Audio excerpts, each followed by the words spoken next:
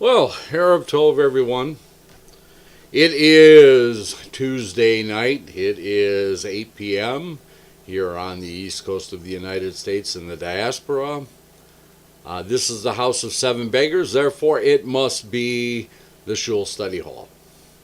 And as you probably know, we've been away for a few weeks. I think the March 10th was the last time that we were together. We had a few weeks where we had a break going, and we had a guest. So 1 week, I think it was, we couldn't get a connection, and then the next week we had Shlomo Phillips on to discuss his website and his work. And then we didn't broadcast last week because we were frantically getting ready for Pesach, as I'm sure everybody else was. And of course, we want to say a Hag Pesach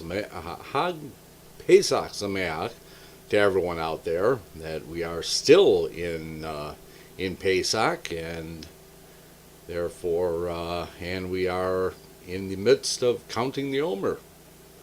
So, we are back on the Talmud again. And we are on page 454.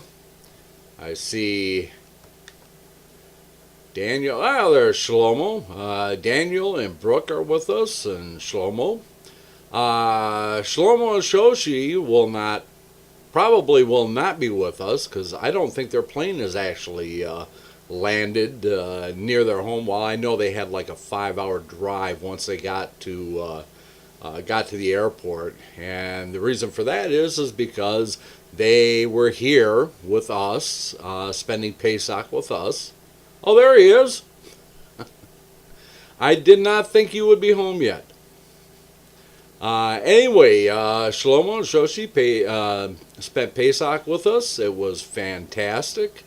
And Gail Palmer Hicks was here for second night Seder, and those of you who saw her on the broadcast, and if you haven't seen her on the broadcast, you can see it. The entire thing was recorded, and Yair's here. All right, and okay, so we had a great Pesach. And this is the first Pesach that we actually had members of the synagogue, aside from Randy, here. I see Shlomo is still driving. Okay, I kind of thought that might be the case. I'm actually surprised he's actually watching the broadcast. Anyway, okay, so we are back on the Talmud, and we left off way back on March 10th. We were on, Shabbat, folio 6b, and if you're on the PDF, that is page 454. It is the third paragraph down, and that's where we stopped last week, or that week. Okay, so we'll pick up there. And the master says, now this has all those things doing with Shabbat. Okay? And, what is considered carrying? What can one do? What can one not do? What is considered a public space? What is considered a private space? And all those other things. We had that big discussion about tossing something to somebody, and as long as they didn't move and it just kind of landed in their hands, and was that actually giving and receiving and all that other stuff. So the master said, if one carries out or in, okay, from a public place to a private place, or from a private place to a public place, unwittingly, in other words, he didn't know either. He didn't know he was going from a public to a private, or a private to a public, or he was unaware that it was Shabbat. which would be pretty hard. But I guess, yeah, it could happen. Okay, so unwittingly, he is liable to a sin offering. If deliberately, he is punished by karet or stoned. Unwittingly, he is liable to a sin offering. But is it obvious? If it is necessary to state, if deliberately, he is punished by karet or stone. But that too is obvious. We are informed the following. In agreement with Rob, for Rob said, I found a secret scroll of the school. Now, Rashi actually talks a little bit about this secret scroll. And he attributes this to Yehuda Hanasi, Rabbi Judah the Prince, who said whenever he came across something in the, and I don't know if it actually even talks about it here in the comments down here. Let's just kind of slide down here a little bit and see if they actually have it in the comments.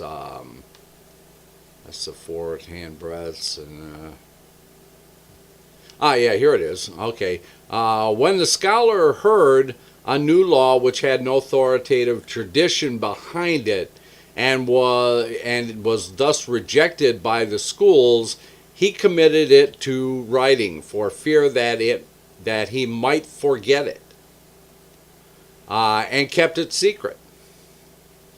Weiss Dor thinks that the scroll contained views which Rabbi Yehuda Hanasi had desired to exclude from the authoritative compilation and therefore kept it concealed. On these lines, and actually Rashi goes into it a little bit deeper. Actually, if you're looking for the link to the PDF, look right under the video and click on the Show More, and there is a direct link to the PDF. I'll make it nice and easy for you. Okay. Goes in there into a little more information on concealed, and he talks about being concealed. Well, actually, it kind of catches up with it back here. The order is a little bit different than the one that I was reading about this. So anyway, the compilation therefore kept it concealed. On these lines, a very considerable portion of Baraita would have had to be kept secret. Kaplan, redaction of the Talmud, suggests that the concealed scroll contained laws which were unsuitable for unrestricted publicity. He also suggested that the phrase may not mean concealed, but written in a concealed or esoteric style. Kind of like the Megillat Esther, where we don't see Hashem directly mentioned in there, but he is alluded to and concealed within the text there. So Kaplan actually says that this may be the case here. But the commentary actually goes on to say that there really, based on what we're reading here, there really isn't anything esoteric about what's being said. In other words, it's pretty plain and straightforward. Let's get back up to where we were. Okay, so for Rob said, I found a secret scroll of the school of Rabbi Hayam, wherein it was written, Issa ben Yehuda said, there are 39 principal labors, but one is liable only for one. Yet that is not so. In other words, if you break one, you've broken them all, and it's one sin. For we learn the principal labors are 40 less 1, and we have pondered thereon. Why state the number? Rabbi Joshua answered, to teach that if one performs all of them in one state of unawareness, he is liable for each one separately. Rather say thus, for one of these he is not liable. And so we are informed here that this one carrying is of those which there is no doubt. The master said, but the sea, a plain, a colonnade, and a carmelit, which is it's a space that really isn't defined. It isn't defined whether it is a public or a private space, and at times it could be considered either. A carmelit rank, and there's a whole set of laws that go especially for that making that determination whether it is a carmelit or not, depending on what's going on there. Ranks neither as a public nor as private ground, but is a plain neither private nor public ground? They asked. Surely we learned a plain in summer is a private ground in respect to the Sabbath, and public ground in respect to uncleanness. Okay, so in summer, it is not sown. Hence, few may pass through it. Yet not many will trouble to leave the highway. Hence, carrying therein is permitted. With respect to uncleanness, it is a general principle that if a doubt arises in the strictly private place, a stringent ruling is given, and the article or person concerned is unclean. If it arises in a public, for example, not a strictly private place, we are lenient. Hence, since the plain is not strictly private, in other words, people can see what's going on there, it ranks as public ground. So, Sabbath public ground is with respect to uncleanness. In winter, it is private ground in both respects. Said Ullah, after all, it is a carmelit, yet why is it called private ground? Because it is not public ground, Rabbi Ashai said.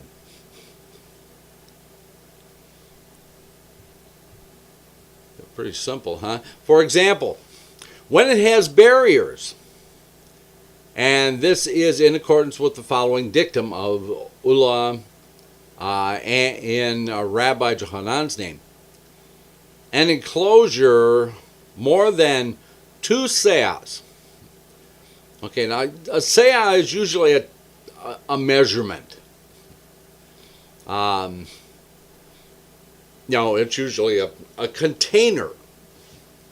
And in this case, a seah is also a measure of a flat surface also, because when we're talking about a ground, we're talking about, okay, if this was ground, it would take a seah to cover this ground with seed. Okay, so then that's a seah. It's roughly about 5,000 square cubits, I believe. Okay, so a seah in order, in area. which is not enclosed in attachment to a dwelling place. If it is a core or 2 core in area. Okay, and a core, if I'm remembering correctly, a core is 6 seahs. So 2 core would be 12 seahs in area. If one throws an article therein from public ground, he is liable, because now it's considered private. What is the reason? It is a partitioned area. Anything that has a partition is considered private area. But it lacks inhabitants. Now, as for Rabbi Ashai, it is well that he does not explain as Ulah. But why does Ulah not explain it in accordance with his own dictum? In other words, Rabbi Ashai didn't explain it because, he didn't want to, step on Ulah's feet, as it were. But the curious question comes is, why didn't Ulah actually explain this? I mean, this is his dictum, this is his shiur, he is teaching this. Why didn't he actually explain that? He answers you, if it has barriers, it is called a plain. Surely it is an enclosure. And Rabbi Ashai, private ground is taught. And the Carmelit are then all these, the sea, the plain, the colonnade, 2 not Carmelit. When Rabbi Demi came, he said in the name of Rabbi Johanan, this is necessary only in respect to a corner near a street. Although the masses sometimes press and overflow therein, yet since it is inconvenient for general use, it ranks as a Carmelit. When Rabbi Demi came, he said to Rabbi Johanan's name, or in Rabbi Johanan's name, the place between the pillars is treated as a Carmelit. What is the reason? Though the general public walk through there, since they cannot proceed with ease, it is a Carmelit. Rabbi Zera said, in Rav Judah's name, the balcony in front of the pillars is treated as a Carmelit. Now, he who stated thus of the ground between the pillars, how much more so the balcony? But he who mentions the balcony only, the balcony ranks as a Carmelit, because it is inconvenient for general use, but not the ground between the pillars, which is convenient for general use. Okay, so there's a note here, so let's go down and see what the note says. Okay, basically all it says is, in his opinion, that is convenient for general use. Well, okay, I guess I could see that it would be convenient for, but it seems like if the place between the pillars was convenient for general use, it seems that the balcony in front of the pillars would be convenient for general use also, and vice versa. Another version, but the place between the pillars through which the public occasionally walk is as public ground. Why? Because the public walk through there all the time. It is their habit to walk through there. Rabbah ben Shilah said in Rabbi Hisda's name, if a brick is standing upright in the street, and one throws an article, and it adheres to its side, he is liable. On top, he is not liable. Abaye and Rabbah both state, providing that there is 3 handbreadths high. Okay, and this goes to what we were talking about in Zerim, in seeds, about the whole thing about the handbreadths. Yeah, has 3 handbreadths high, 6 wide, and so on and so forth. Creating a barrier. 6 handbreadths high, so that the public do not step on it. But thorns and shrubs, even if not 3 handbreadths high, Haya ben Rabbah maintained even thorns and shrubs, but not dung. Rabbi Ashai ruled even dung. Okay. Rabbah of the school of Rabbi Shul said when Rabbi Demi came, and we have to these rabbis who come and go as we have been seeing, and we'll see as we get further into this. We're going to see more and more of this. These were actually the rabbis. There's actually 2 Talmudim, 2 Sefer Talmuds. One is the one that we are studying is called the Talmud Bavli, which is the Babylonian Talmud, which we call it in English. The other one is called the Talmud Yerushalayimi, which is the Talmud, Jerusalem Talmud. Now, there's some conjecture on the Jerusalem Talmud, whether it's complete or not. The Jerusalem Talmud is a little more esoteric, and we were talking about that earlier when we were talking about some of this information was hidden away, or it was concealed in esoteric terms. So when they're talking about this, sometimes these rabbis, they say, when he came, well, why did he come? Well, he was coming from, either he was coming from Babylon to Jerusalem, or he was coming from, or actually Safed, or he was coming from Eretz Israel to Babylon, and they were exchanging information back and forth. And we see this with Rabbi Bar Chana, who was is quoted in the Bavli, and is actually talks about the minhag and some of the traditions and laws that they follow in Eretz Israel.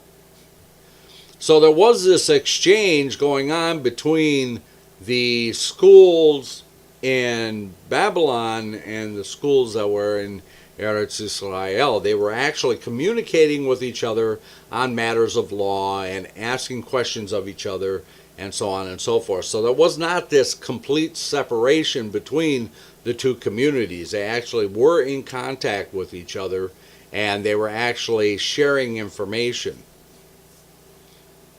So, where was I? Rabban, the school of Rabbi Shelah, said, when Rabbi Dimi came, he said in the name of Rabbi Johanan, no Carmelit can be less than 4 handbreadths square.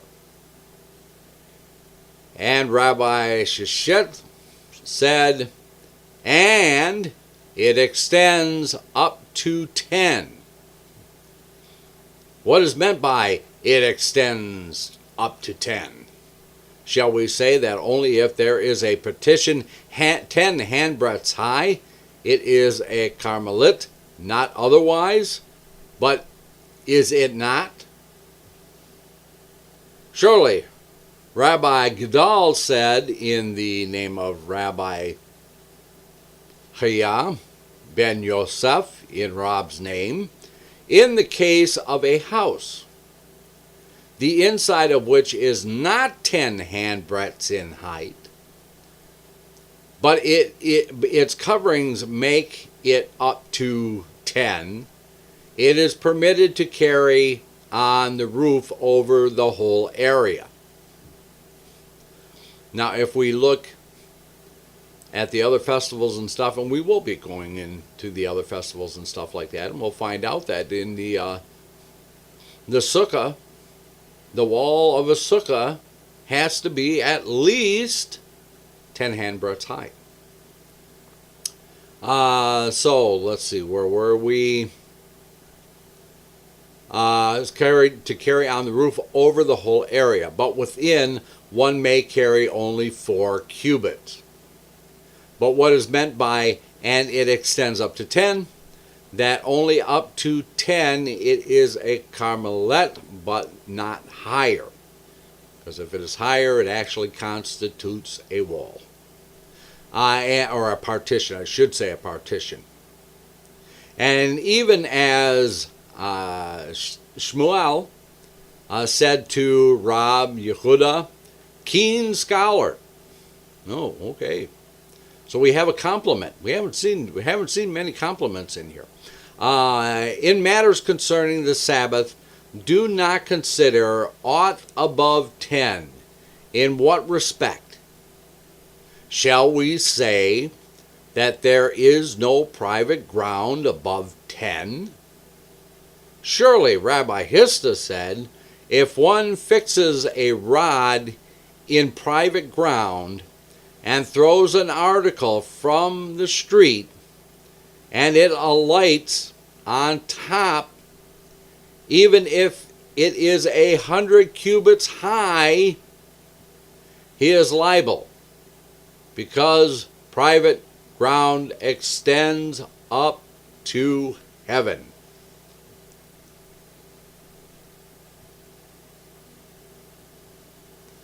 Okay, we are now on Shabbat Folio 7b. Okay, but if it means that there is no private ground above 10, it is our Mishnah. For we learned, if one throws an article 4 cubits onto a wall above 10 handbreadths, it is as though he throws it into the air. You know, in other words, boom. Okay. So, if below 10, it is as though he throws it on the ground. Hence, he must refer to a Carmelit teaching that there is no Carmelit above 10. And Rabbi Demi and Rabbi inform us that the rabbis treated it with the leniencies of both private and public ground. In other words, private was more stringent and public was more lenient. With the leniencies of private ground, that only if it measures for a handbreadth square, it is a Carmelit, but if not, it is simply a place of non-liability. With the leniencies of public ground only up to 10, it is a Carmelit, but above 10, it is not a Carmelit.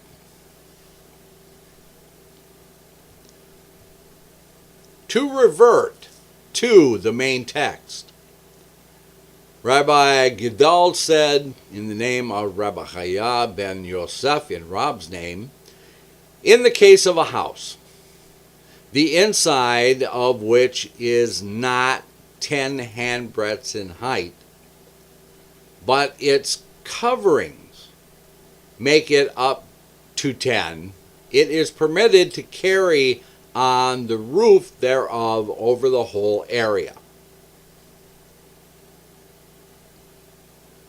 But within, one may carry only 4 cubits. Said Abiah, but if one digs out 4 square handbreadths and makes it up to 10, carrying over the whole is permitted. What is the reason? The rest is as cavities in a private domain, and such are themselves a private domain. For it was stated, the cavities of a private domain constitute private ground. As to the cavities of a public domain, Abiah said, they are as public ground. Rabbah said, they are not as public ground. Said Rabbah to Abiah, according to you, who maintains that the cavities of public ground are as public ground, wherein does it differ from what Rabbi Demi, when he came, said in the name of Rabbi Yohanan, this is necessary only in respect of a corner near to the street. Yet, let it be as cavities of a public domain. There the use thereof is inconvenient. Here, the use thereof is convenient.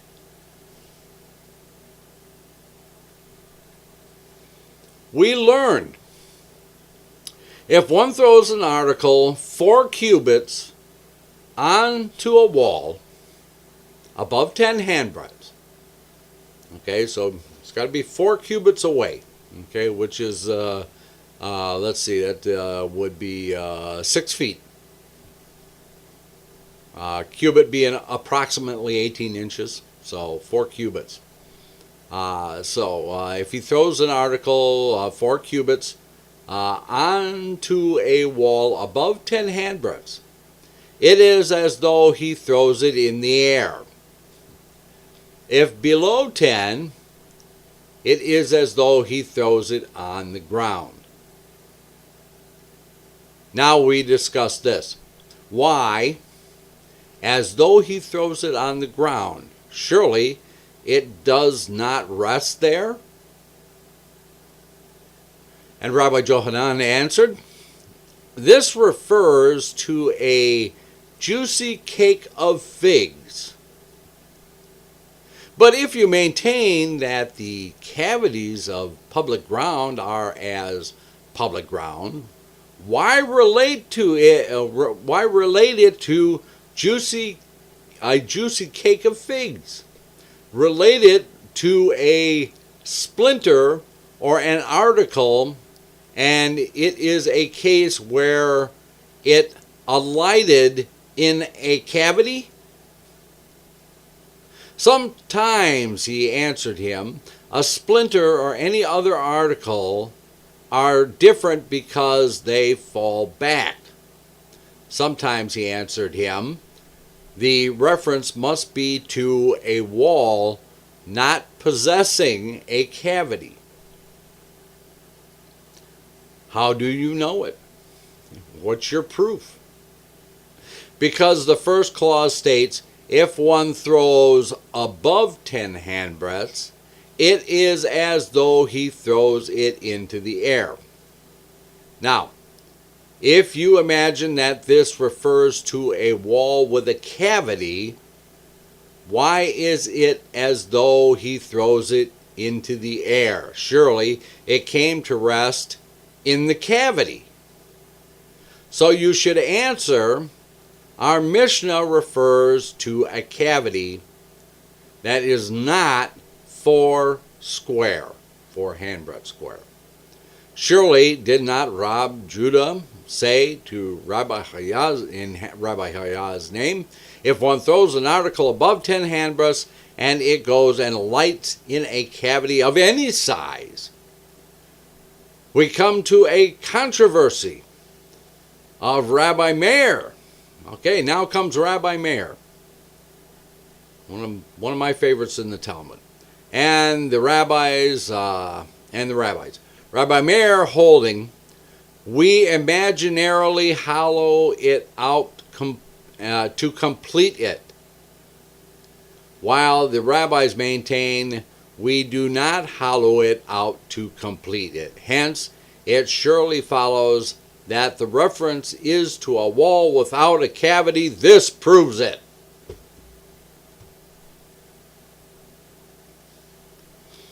I guess they told him, huh? Okay. And to revert to the main text. Here we go. We're going to revert again. To revert to the main text, Rabbi Hissa said, if one fixes a rod, remember that? The rod poked into the ground and throws something and it lands on the top? Number one, you got to be impressed with whoever threw it in the first place, you know. But anyway, if one fixes a rod in private ground and throws an article from the street and it alights on the top, even if it is 100 cubits high, he is liable, because private ground extends up to heaven. Shall we say that Rabbi Hissa holds with Rabbi?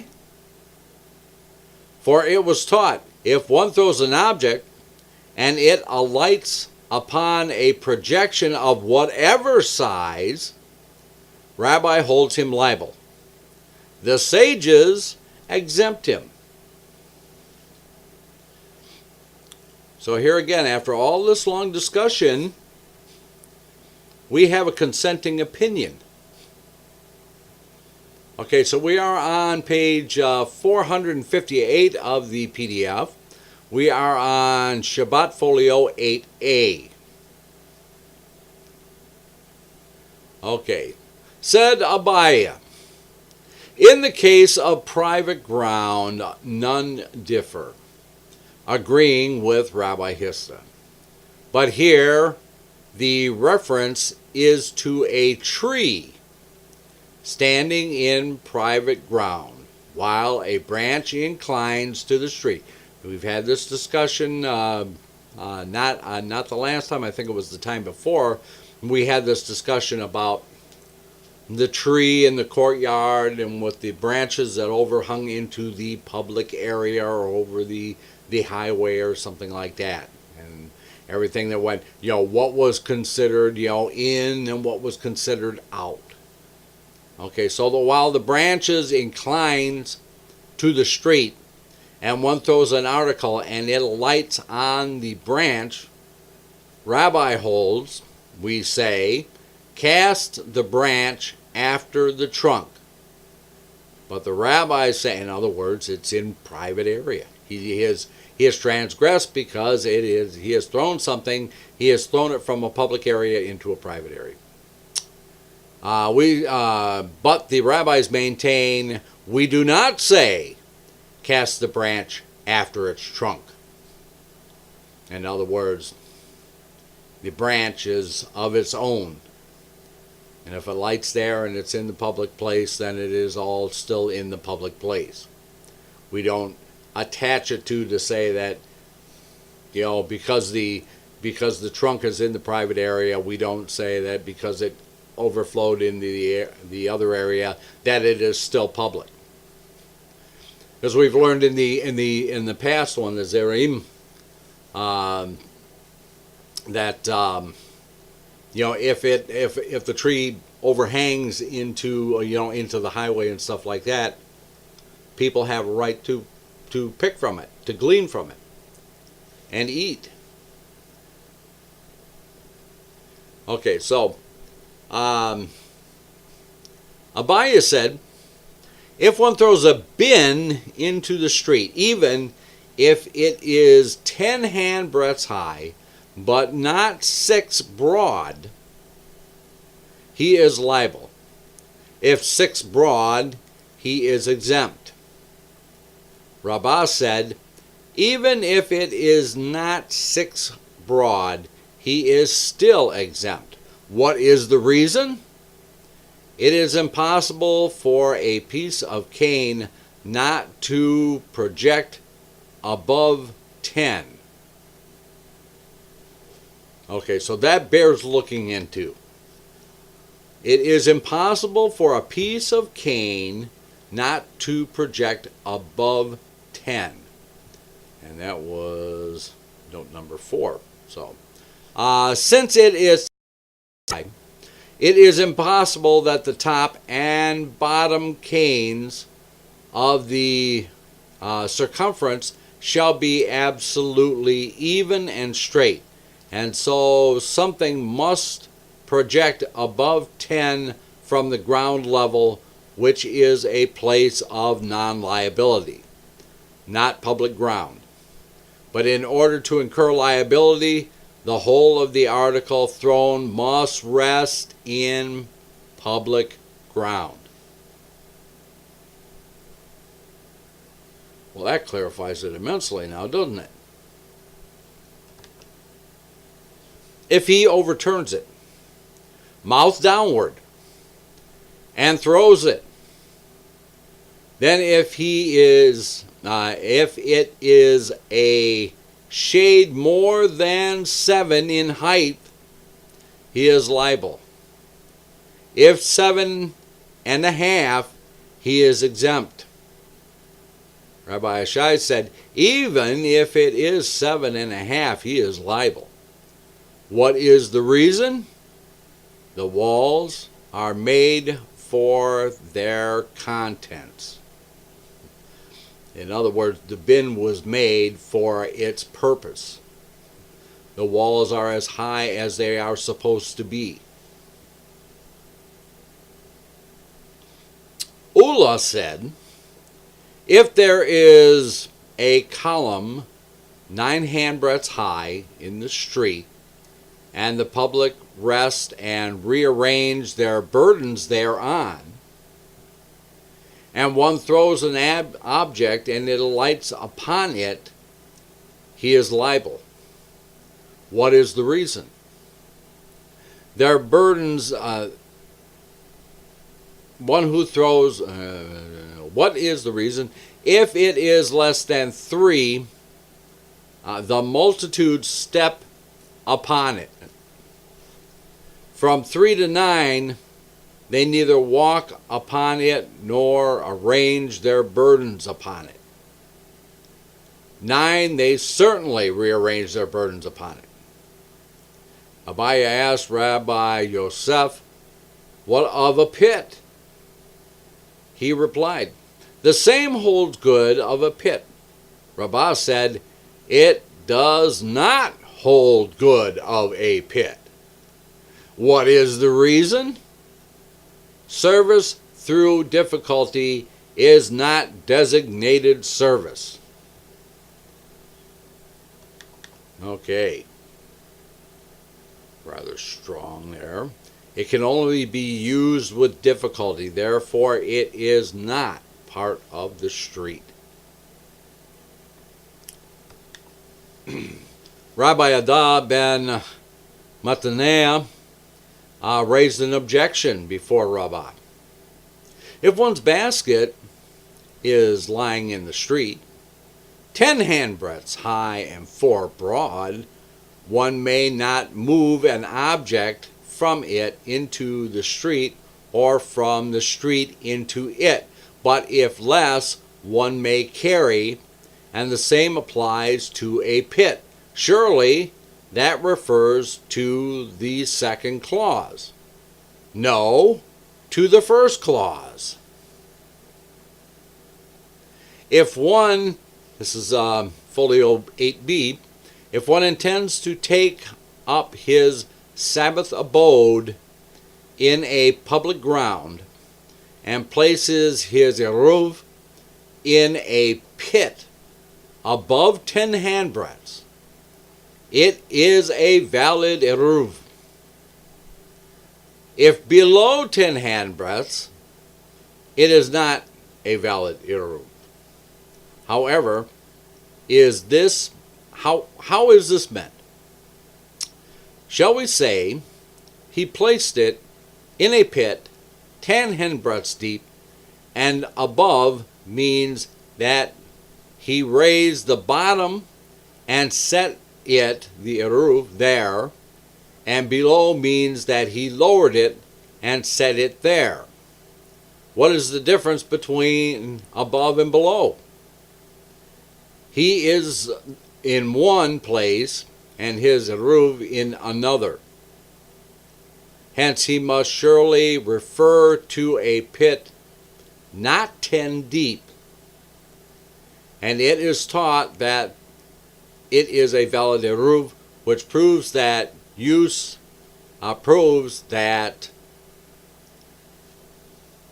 with difficulty is regarded as use.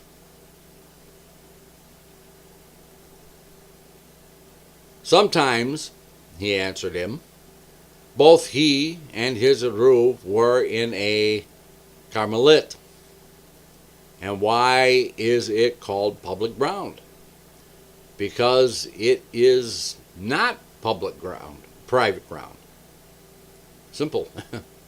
Why is it called public ground? Because it's not private ground. Pretty simple. And sometimes he answered him, he was on a public ground while his eruv was in a Carmelit, thus disagreeing with Rabbi who maintained whatever is interdicted as a Shabbath was not forbidden at twilight. Okay, this includes carrying between public ground and a Carmelit.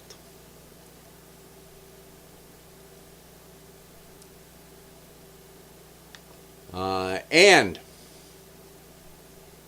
do not think that I am merely putting you off, but I say it to you with exactitude. For we learned, if there is a water pool and a public road traverses it, if one throws an object 4 cubits therein, he is liable. And what depth constitutes a pool? Less than 10 handbreadths. And if there is a pool of water transversed by a public road, and one throws an object 4 cubits therein, he is liable. Now, as for mentioning the pool twice, it is well. One refers to summer and the other to winter, and both are necessary. For if we are informed this about summer, it might be said the reason is because it is the practice of people to cool themselves. But in the winter, I would say that it is not so. And if we were informed this of winter, it might be the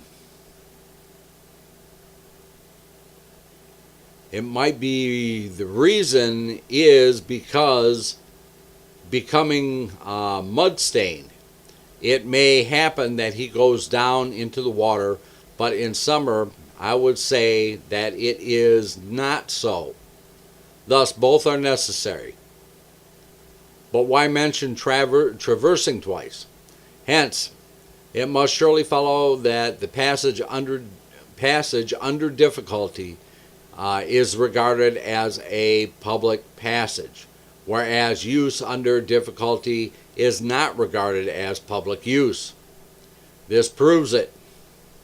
Rabbi Judah said, in the case of a bundle of canes, if one repeatedly throws it down and raises it, he is not liable unless he lifts it up. Okay, we are about halfway through our time here. We're going to take a short break, 6 minutes, and get a chance to get a little nosh, have a little drink, do something, and we will return here as soon as I get everything lined up here. We'll return in 6 minutes.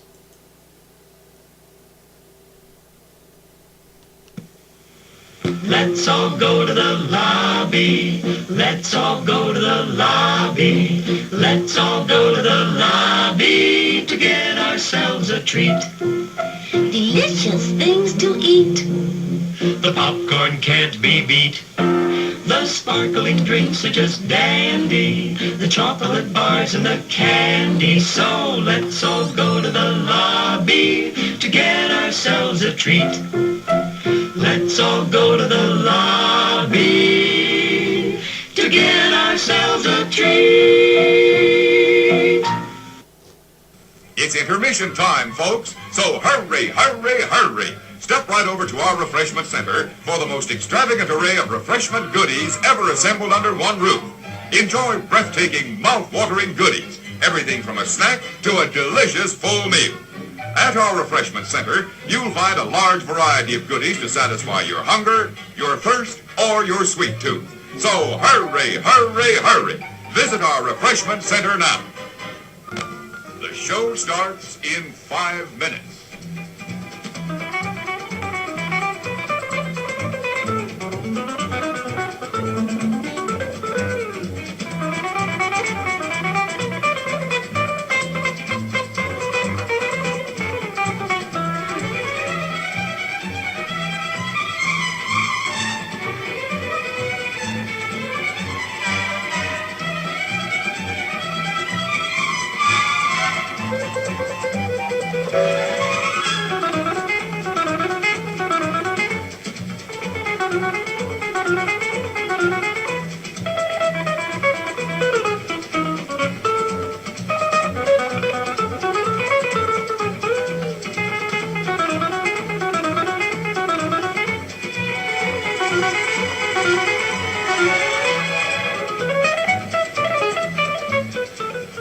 The show starts in 4 minutes.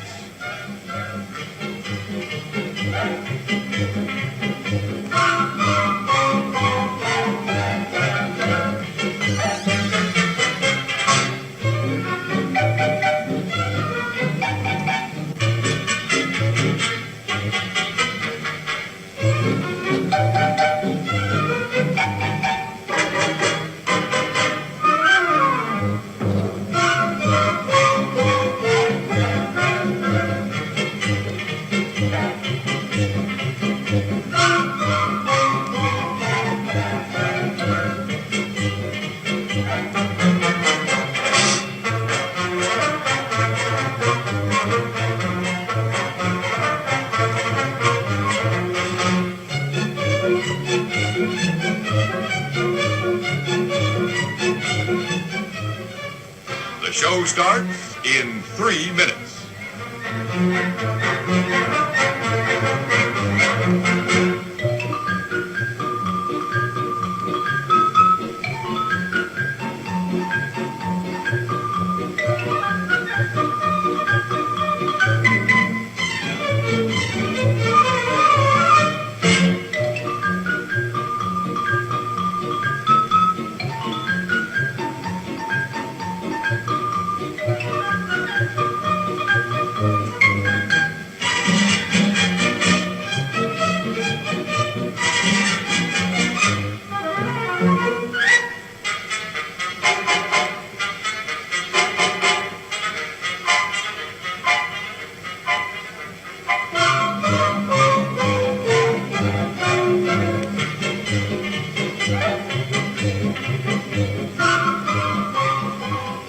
The show starts in 2 minutes.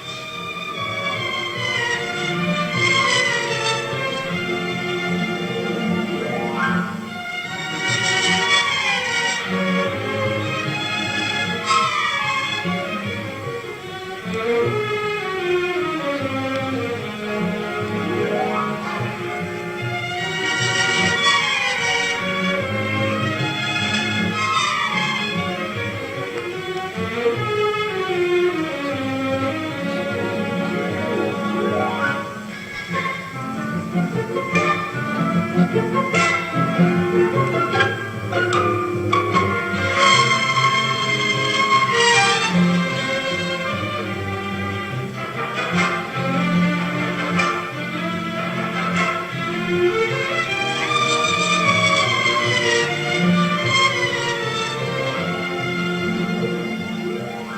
show starts in 1 minute.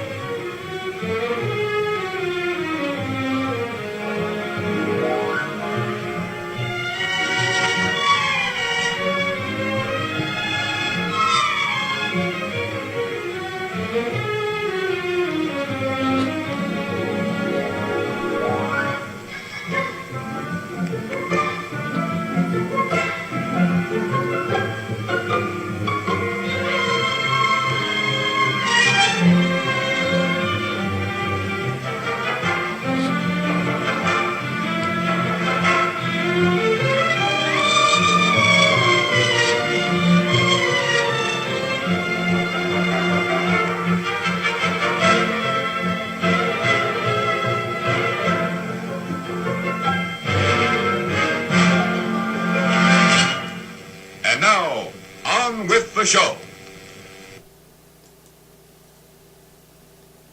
And we are back. Okay. I want to thank everybody for sticking with us through the break. Daniel and Brooke, Shlomo and Shoshi, who are on the road. Shlomo Phillips from allfaith.com. Yair and Miriam. Good to have you all here with us as usual. And the thing that we forgot when we started our study was to say the blessing. Baruch atah Adonai Eloheinu melech haolam asher kiddushanu b'mitzvotav v'tzivanu al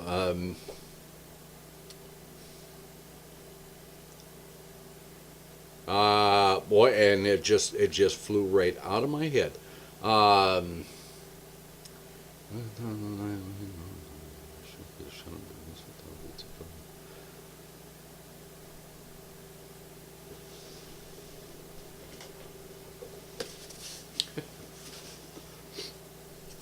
We do this every week. We've been doing it for 7 years now, and for some reason, there we go. Okay. Okay, Baruch Shem Kavod Malchut Olam V'ed. Okay, Baruch Atah Adonai Eloheinu melech haolam asher kiddushanu b'mitzvotav v'tzivanu la'asok b'divrei Torah. Okay. Oh, the mind is going quickly. It is escaping me. I am derailing my train of thought far too often. Okay, so we are at the bottom of page 459 of the PDF. The master said, a man standing on a threshold may take an object from or give it to the master of a house, and may take an object or give it to a poor man. What is this threshold? Shall we say a threshold of a public road? How state that he may take an object from the master of a house? Surely he thereby carries it from private to public ground. Again, if it is a threshold of a private domain, how state that he may take an object from a poor man? Surely he thereby carries it from public to private ground. Or again, if it is a threshold of a Carmelit, how state that he may take or give, implying even at the very outset. But after all, the prohibition does not exist. Rather, it must mean a threshold which is merely a place of non-liability. For example, it is not 4 handbreadths square. And it is even as what Rabbi Demis, when he came, said in the name of Rabbi Johanan, a place which is less than 4 square. The denizens both of public and private ground may rearrange their burdens upon it, provided they do not exchange.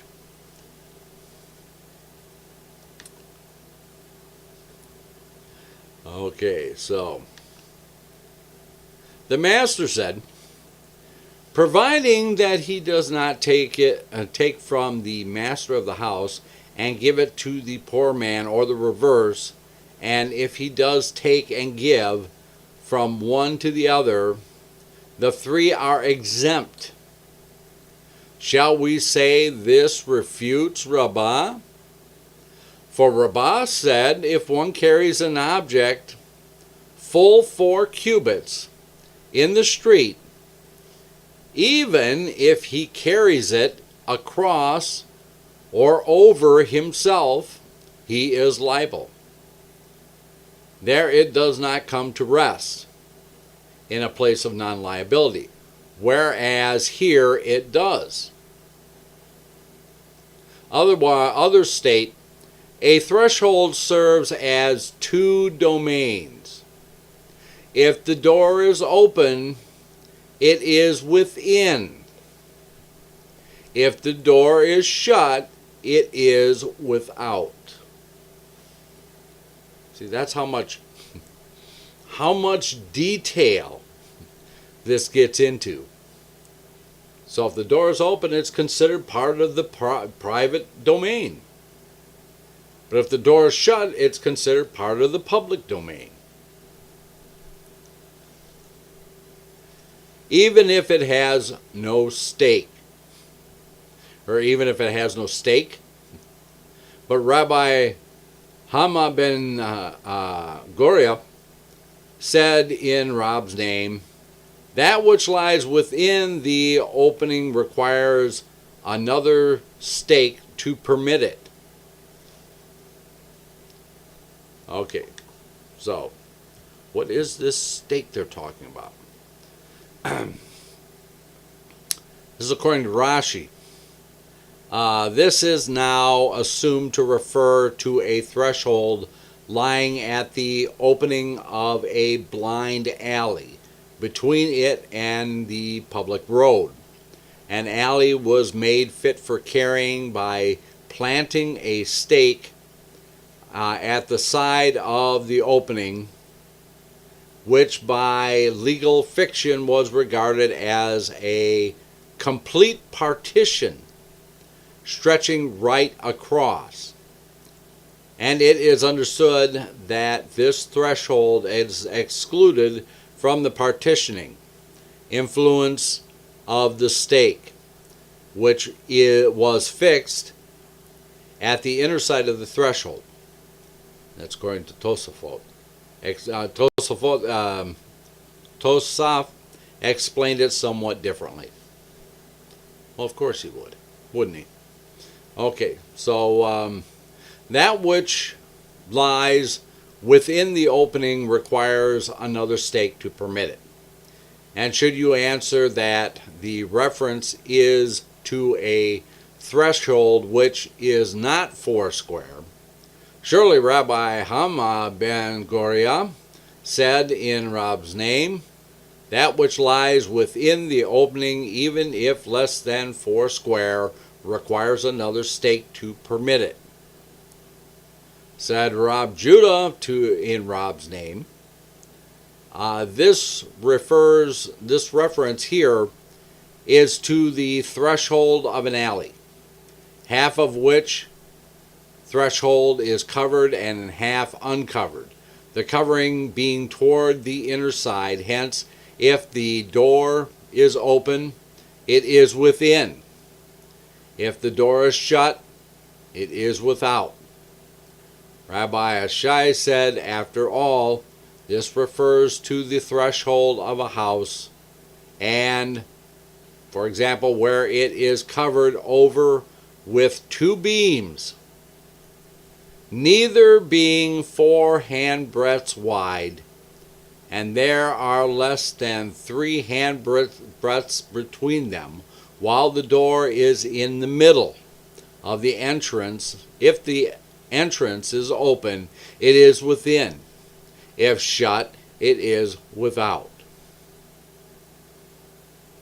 But if the threshold is 10 handbreadths high and 4 broad, it is a separate domain.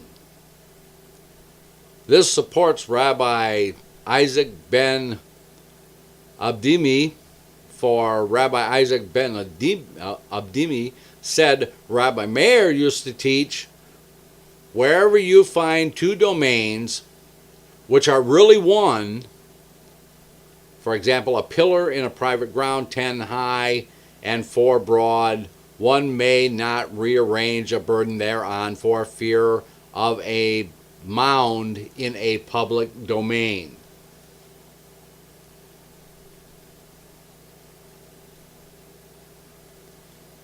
Okay, Shabbat, folio 9b. The Mishnah. One may not sit down before a barber near Mincha until he has prayed, nor may he enter the baths or a tannery, nor to eat, nor for a lawsuit. Yet if they begin, they need not break off. One must break off for the reading of the Shema, but not for prayer. Okay, the Gemara. Near what Mishnah? Near what Mincha? Shall we say near the major Mincha? But why not, seeing that there is yet plenty of time of the day?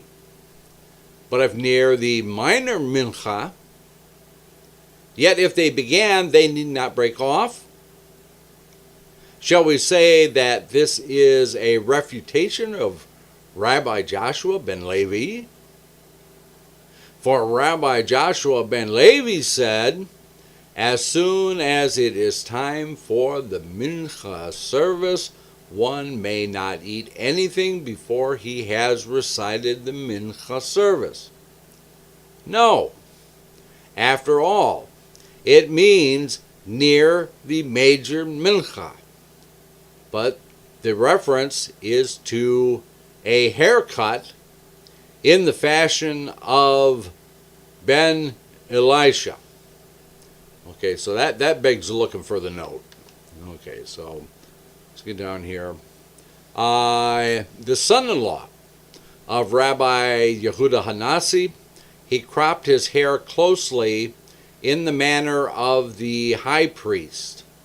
This was a long process, and if one commenced it even before the major Mincha, he may be too late for the service.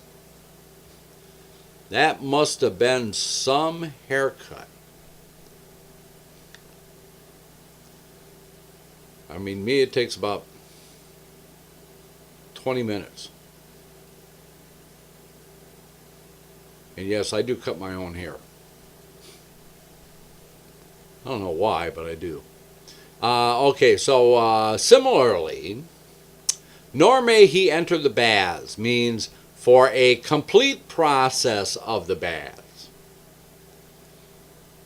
Okay, which would include the scraping and all the other stuff that goes along in there. Nor a tannery for tanning on a large scale, nor eating at a long meal of many courses, nor for a lawsuit, which means at the beginning of a trial.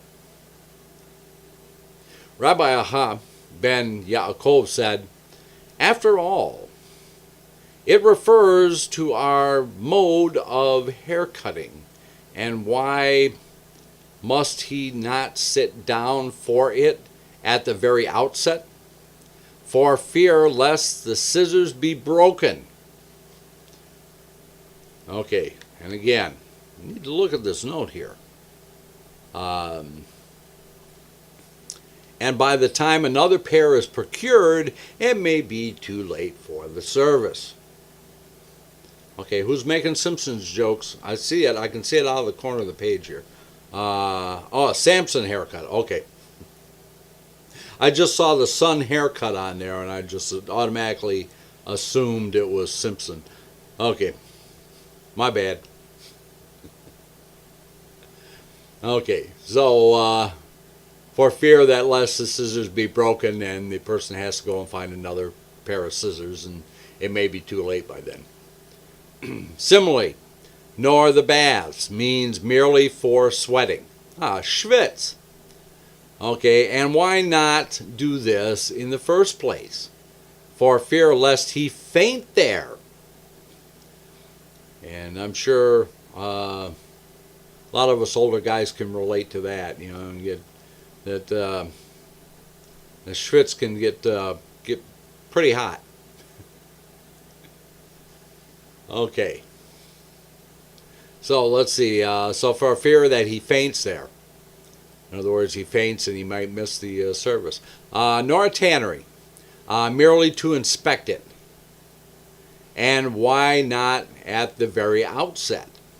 Lest he see his wares being spoiled, which will trouble him. In other words, he won't be able to concentrate on his prayers properly. Nor to eat means even a small meal. And why not at the very outset? Lest he come to prolong it. Nor to a lawsuit for the end of the trial, and why not enter at the very outset, lest he see an argument to overthrow the verdict. What is the beginning of a haircut? Said Rabbi Abin, when the barber's sheet is placed on one's knees, and when is the beginning of a bath? Said Rabbi Abin, when one removes his cloak. And when is the beginning of tanning? When he ties an apron around his shoulders. And when is the beginning of eating? Rab said, when one washes his hands. Rabbi Hanina said, when he loosens his girdle. But they do not differ. The one refers to ourselves, Babylonians, and the other refers to them. And in this case, it is written Palestinians, but we know that, well, actually at that time it was the Roman Protectorate, Philistia. So one refers to those outside of Eretz Israel, and the other to those that are inside Eretz Israel. Abaye said, these Babylonians, on the view that the evening service is voluntary. No, there's something new, huh? Evening service is voluntary? Once they have undone their girdle to eat, we do not trouble them. But on the view that it is obligatory, do we trouble them? But what if the mincha service, which all agree is obligatory, and still we learn, yet if they began, they need not break off? Whereon Rabbi Hanina said, that means when he loosens his girdle. There. Drinking is rare. Here it is usual. Alternatively, as for mincha, since it has a fixed time, one is afraid, and will not come to transgress. But as for the evening service, since there is time for it all night, he is not afraid and may come to transgress. Okay, so we have this. Rashi goes on to talk about the girdle on here. The Babylonians were tightly belted, so they loosened the girdle before eating. But for the Palestinians, this was unnecessary. And this brings up a real interesting point. I mean, we hear about these Palestinians nowadays and stuff like that. Only until 1967 were they ever called Palestinians. Before that, throughout history, I mean, we have the Talmud telling us this. We have the writings of Josephus telling this. Josephus refers to Palestinians over 800 times in his writings, and every single time he is referring to nobody but the Jews. The Romans, when they were talking about Palestinians, they were talking about the Jews. In the Talmud, when they're talking about the Palestinians, they are talking about the Jews. Okay, nobody else.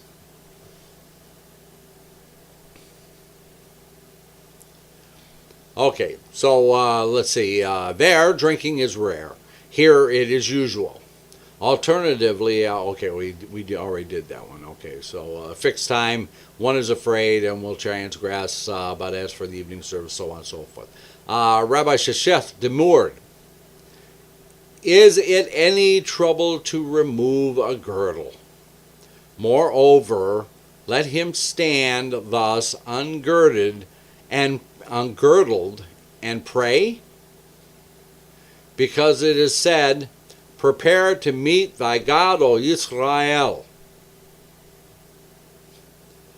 In other words, the girdle also made a separation between the upper and the lower body. See, like we wear the gartel today to do the same thing. So without the separation, I mean, it's saying, take off the girdle and pray. Is he going to pray without having that separation there? Okay, so prepare and meet, and if you do, then you're not properly prepared to stand before the King of the universe. And I've made this statement many times before about this. And people have asked me, before we do the Amidah, that I always stop. And, I straighten my, if it's in the morning, I straighten my talis, I straighten my coat, I straighten my gartel, and all of that.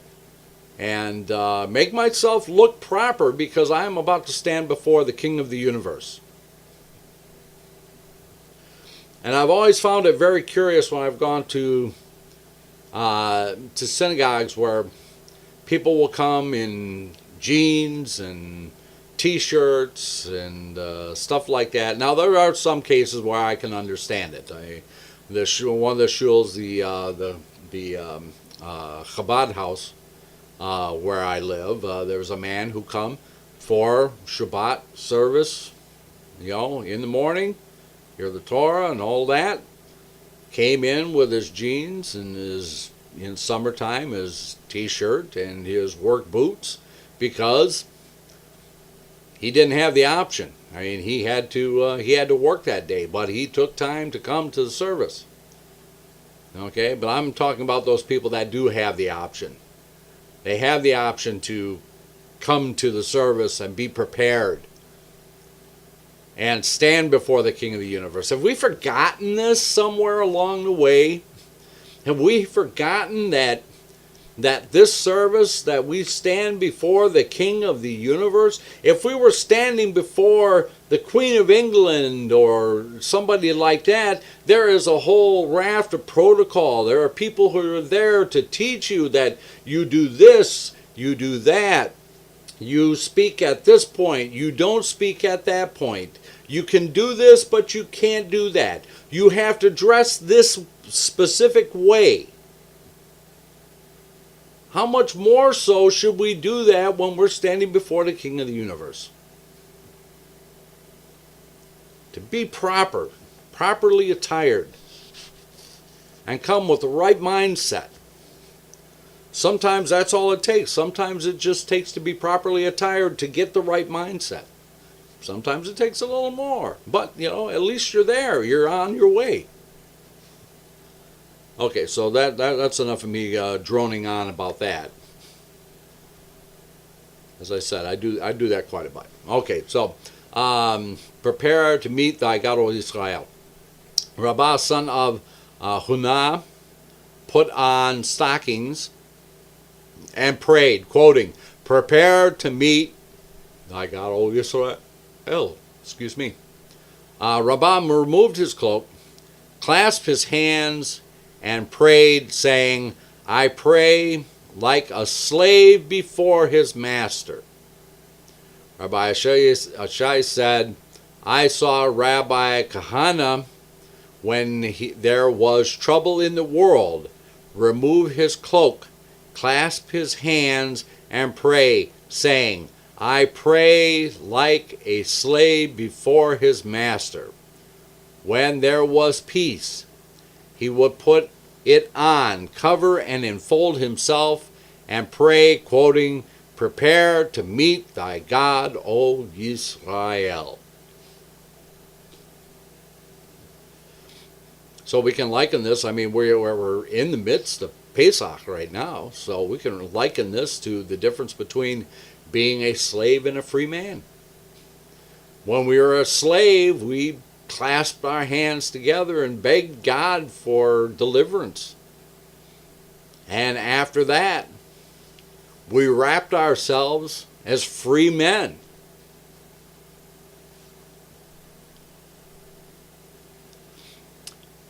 Rabbah saw Rabbi Hamnuna prolonging his prayers. He said, "They forsake eternal life and occupy themselves with temporal life." But he, Rabbi Hamnuna, held, "The times for prayer and study of the Torah are distinct from each other." Rabbi Yirmiyahu was sitting before Rabbi Zerah, engaged in study.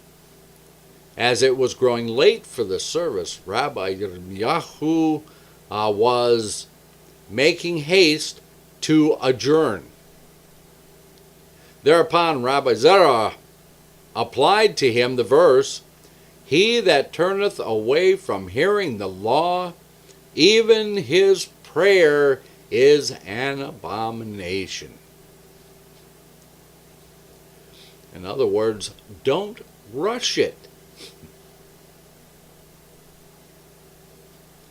Because that's the time when you attain that connection. Rabbi Hamnuna prolonging his prayers because he had a good connection, He had that connection between the upper realms and himself, and he did not want to break that connection. I can understand that. There's times when I'm wrapping tefillin, I call it my spiritual extension cord, plugged into the upper realms. And there are some times when saying with the tefillin on and the saying the Amidah that I say it would be so easy to get pulled right out of this world. And that's what the Kabbalists tell us, is that, when we finish that, if we do it right, it should take us about an hour to do it, actually. Because we should say each word and think about each specific word as we're saying it. And by the end of it, we should be absolutely astounded that we're still alive. Okay, so when one is beginning is the beginning of a lawsuit, Rabbi Yirmiyahu and Rabbi Yonah. One maintains when the judges wrap themselves round, and the other says when the litigants commence their pleas. And they do not differ. The latter means when they are already engaged in judging, the former when they are not already engaged in judging.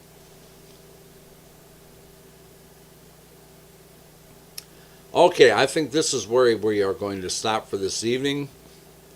We've got a few minutes. Let me just make sure I got that marked there so I don't lose it.